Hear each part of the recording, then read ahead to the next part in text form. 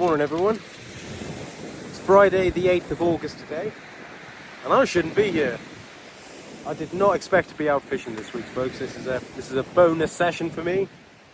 Sorry, I know you can't quite see the rod tips there. I've got my carp rods again today, which only have PTFE tape on the top and not reflective tape. So sorry, I know it's a bit difficult for you to see the tips there at the moment.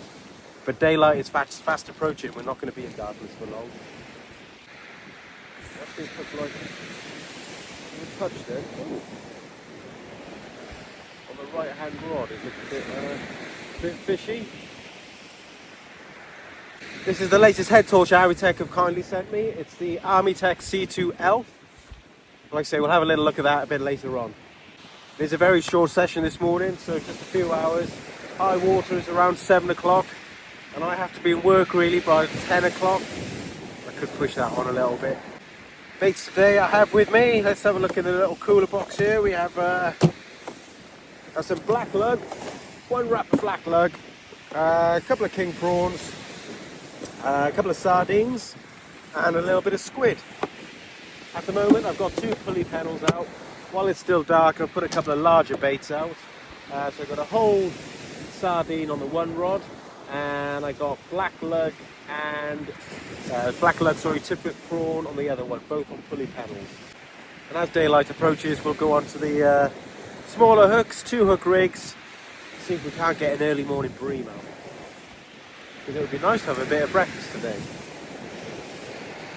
I'm saying bream, I'll take anything. I say mackerel would be nice, or a red mullet or something. Or a flatfish even, or a bass. You never know. This is Chesil Beach after all. Cheers everyone for all your support lately, all your comments. It's great to hear from you all the time. Everyone who watched the last couple of vids, and all my vids actually, really appreciate it. Well, thank you very much. Well, I've just been to have a little flick around with my little lure rod with a couple of feathers above it. First chuck, very close in, and we've got ourselves a reasonable sized scad. So there we go. Now, can you eat scad? Well, we'll find out a little later because this is going to be our breakfast today. Thought I had a little rattle just now, one of Chesil's finest there.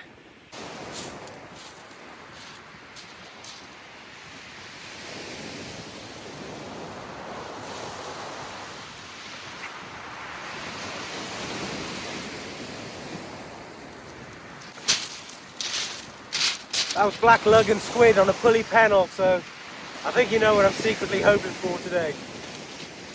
Well, there's no shortage of spider crabs out there today, stripping the baits off. I just reeled that one in, as well as being stripped, just so they got to the edge here, my blinking weight fell off. Just having a coffee and then we'll get breakfast on the go in a minute. Scad or horse mackerel. Not actually a kind of mackerel, even though they're called horse mackerel. I believe they're a relative of the giant trevally, that family. Yeah, not a mackerel at all. This guy isn't huge, but he's going to be big enough for our breakfast today, definitely. First thing we're going to do is scale our fish. One thing to bear in mind, there are on scad, there's like a hard bony ridge that goes along here, just down there. Really is. See my finger catching on that? Really is quite sharp. So you just need to be careful when you're running your hand down there. If your fingers catch on that, it's going to hurt. Okay, that's our scad all descaled and ready to fillet. Bring it down. Sometimes when you're filleting fish, it's just as easy. Take the head off. Because when you come to do your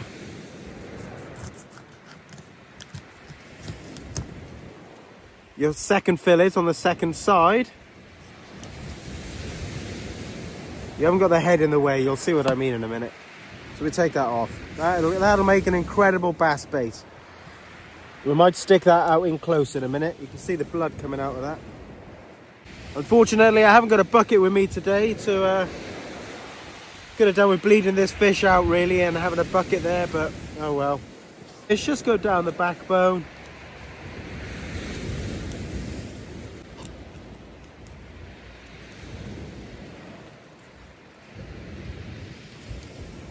It's all about keeping the knife close to that backbone.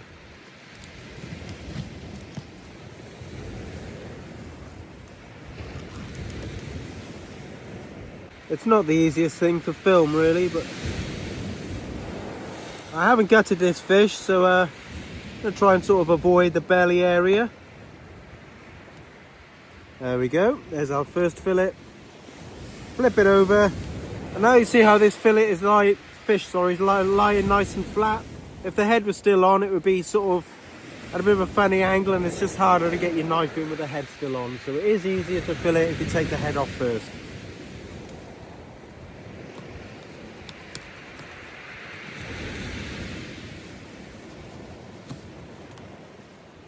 Again, just running our knife up,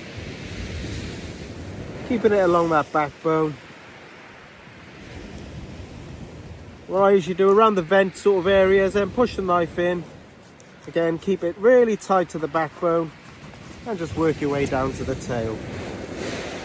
Now up here, this is where people get a bit stuck sometimes. So what you want to do is cut down through the first set of pin bones. And then you come down to like the belly rib bones. These guys here. And then you just want to keep your knife running along those. We're not going to go all the way down, just to there. That's fine.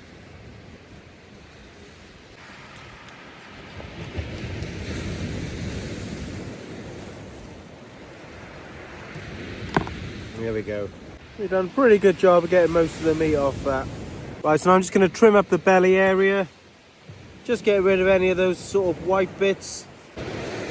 They're no different to mackerel really, in as much as, apart from that little bony strip there we talked about earlier, they just have a line of pin bones that run down the middle in the same place as mackerel.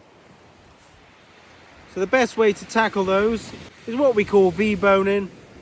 So we're going to make two cuts, one with the knife angle slightly that way along one side of the bones, and then with the knife angle the other way down the other side of the bone. So you basically cut a V out. You do lose a little bit of flesh that way. The only other alternative, if you want to remove the bones, is to get yourself some pliers or tweezers and to individually pluck them out. Doing that, however, on a very fresh fish is very difficult. The fresher the fish, the more stuck in those bones are going to be and harder to pull out of the flesh.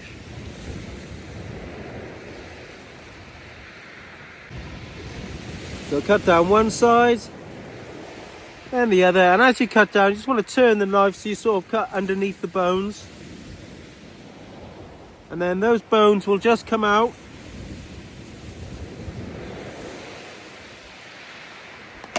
In one long strip, so you have like a little strip of flesh with all the bones in. But it's the most efficient, easiest way to get all those bones out of there. And we do the same on the other side. There we go. Okay, there's our fillets of scad, all ready to cook. The spider crabs are pretty devastating now. Baits aren't lasting very long at all, getting completely stripped. So we'll be lobbing this one out close next. So if you look back amongst my videos that I've been shooting in darkness for some time now, I've been using ARMYTEK head torches. I don't use them because I'm sponsored or because I get paid to use them. I use them because they're absolutely fantastic. And this is the latest one that ARMYTEK have sent me. It's the ELF C2 head torch, 1100 lumens of power. I'll stick the stats down the side of the screen for you now so you can have a look at the run times and the different light outputs. So where the ELF is unique compared to the other ARMYTEK head torches we've looked at so far, this one is USB-C chargeable. All the other head torches so far have had like a magnetic charger in the base. You're also provided, of course, with a USB-C charging lead with it, as well as the usual amazing headbands they come with, which are really comfortable, and a little clip so you don't have to use a headband, you can just attach it somewhere else. I've been using these head torches now from ARMYTEK for some time. I've never ever run a battery down on one on a session. I usually take a couple of head torches with me, so I've always got a spare or some spare batteries, never had to change one. And you've seen me do some really big overnight sessions as well, and these head torches, they go the distance, they last all night. They provide all the light output that you need, They have a really wide beam of vision, so you can see everything around you and in your peripheral vision. Unfortunately, in this video, it did get light very quickly, and we didn't get to have a look at the head torch in too much detail, but trust me, I'll be using this guy in any future videos filmed in darkness over the next few weeks, and we'll hopefully see a little more of it in action. Have a little look at the ARMYTEK website, because there's plenty of options on there regarding head torch mounts, bike mounts, whatever your needs are. Have a look at the website. FishDisco15 is the discount code. That will give you 15% off your purchase. So we're gonna dress our scad with a classic South American sauce dressing today called chimichurri. My stepson's girlfriend is from Argentina, so no pressure. Angie, I hope I do this justice for you. So chimichurri, normally flat leaf parsley is essential. Some people put coriander in there as well. Garlic, gotta have plenty of garlic. Some people put shallots, spring onions. Chili, some people use dry chili flakes, which you're going to use fresh chili today. Classically in there you're going to have red wine vinegar. You can use white wine vinegar as well, but because ours is going with fish, but we're going to put a bit of lemon with it today, just so it's going to be a nicer complement to our fish. So you can be as finicky about this as you like. You can go through all your flat leaf parsley, removing all the little stalks and everything. I'm quite a rustic guy. I'm not going to worry too much about it today. I'm just going to get rid of the bigger ones. Get rid of those. Bunch all your flat leaf parsley up. Don't be shy with it either. Have plenty of it. And then we're just going to finally shred it up with a knife. We don't want to turn it to dust. The fancy French word for it is chiffonade. I'm going to bring it down here. I haven't got the biggest chopping board in the world. Just running our knife over it. Finally slicing it. Next up is garlic. So we're going with a fresh chili today. You can use dry chili, chili flakes, anything like that. There's no two ways about it really. You buy chilies from the supermarket, you never really know what you're getting. Sometimes you taste them, they just taste like bell peppers. Other times they blow your head off. So really, what I always like to do is just chop the end off. Give it a little taste, because you've got to know what you're working with. And I have to say, this one today is incredibly mild. It's really not very hot at all. So we can whack boatloads of this in. Sometimes, you know, it blows your head off. And if you were to stick the hole in, you're going to ruin your dish, because it's going to be virtually inedible. So that's my little tip. Always taste your chili beforehand. Next up, spring onion. I did give these a little wash at home before I left. With some lemon zest in. Not going to go crazy.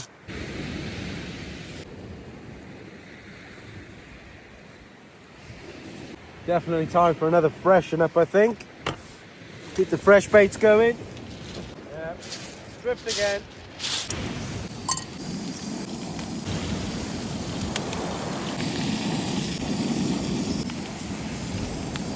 So although we've gone to the effort of scaling our scad today, scad skin is not amazing, to be honest with you. Plus you have this real bony bit at the back that we spoke of. But the skin is going to be there today to protect our fish, because we're going to be char grilling it. So we're going to cook the fish, the majority of it on its skin side, on the char griller. The skin is going to protect the fish, but we're probably not going to eat it or remove it afterwards. But it's going to be there just to give it a little protective layer while it's cooking. You can indeed just skin the fish, so to take it away. The problem with that, of course, then, is because we've boned it and we've cut down the middle here, you'd end up with sort of two flappy little fillets, not attached to each other. So it's just going to help to keep our fish together while we cook it as well. Golden rule of char grilling is we're going to heat our little grill up. Always oil just the food, not the char grill itself. Get this really, really nice and hot. Oil and season the fish. I'm going to pop that on there. And we've got a couple of veggies we're going to pop on there as well. Now, I know asparagus isn't in season at the moment, but this Peruvian, it's kind of topical with the location that we're going to with our chimichurri today. Plenty of seasoning. So the eagle-eyed amongst you will have noticed that I didn't actually have any olive oil with me here. I had a little bit of vegetable oil and plenty of butter, but I forgot to bring olive oil for our chimichurri sauce, which is not acceptable really. Sorry folks, but yeah, that's why the sauce looked pretty dry and more of a salad again on top of the fish as opposed to a sauce type consistency, which it should have been. That's the way it is, guys. Sometimes we forget things, and I just try to work with it.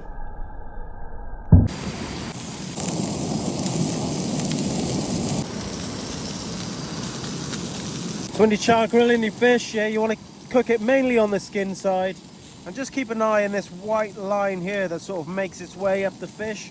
That's your sort of guide to where it's cooking through.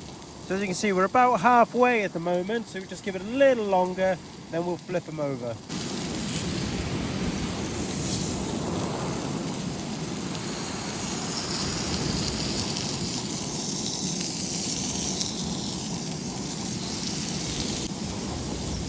Just taking the skin off that scad. How beautiful does that look?